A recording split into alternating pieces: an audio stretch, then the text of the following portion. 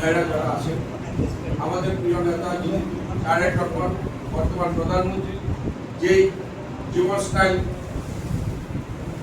ধারণ করছেন, শহীদ রাষ্ট্রপতির রিফ্লেক্ট তার ভিতরে আছে। শহীদ রাষ্ট্রপতি ছিল একজন সাধারণ খেটেখাওয়া মানুষের মতো। উনি খাল খনন কর্মসূচি পালন করেছিলেন।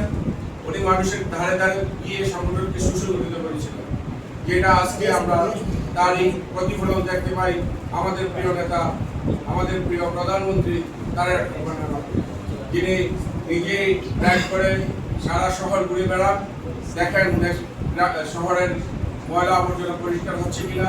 যিনি নিজে চলে যান বিভিন্ন প্রান্ত থেকে, যেখানে যেখানে অনিয়ম হয় উনি ছুটে যাচ্ছেন নিজের মতো করে।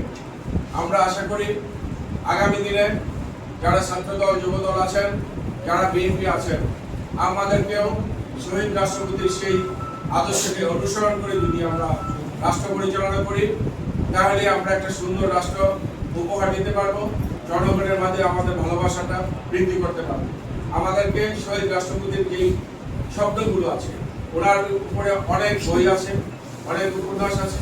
আমরা সকলে তার এই জীবন আলোচ্যগুলো অনুধাবন করার অনুরোধ রেখে, আমার প্রিয় নেতা হাজী জসিমউদ্দিন জসিম সাহেব কিন্তু সেই রকমই একজন নেতা, যিনি প্রত্যেকটা ঘরে ঘরে যে মানুষের সুখ স্বাচ্ছন্দ্যগুলো অনুধাবন করে। আমরা আজকে সবার জন্য দোয়া করব, সকলের সুস্বাস্থ্য কামনা করে আমি আমার বক্তব্য শেষ করছি। সকলকে ধন্যবাদ। আসসালামু আলাইকুম ওয়া রাহমাতুল্লাহি ওয়া বারাকাতুহু।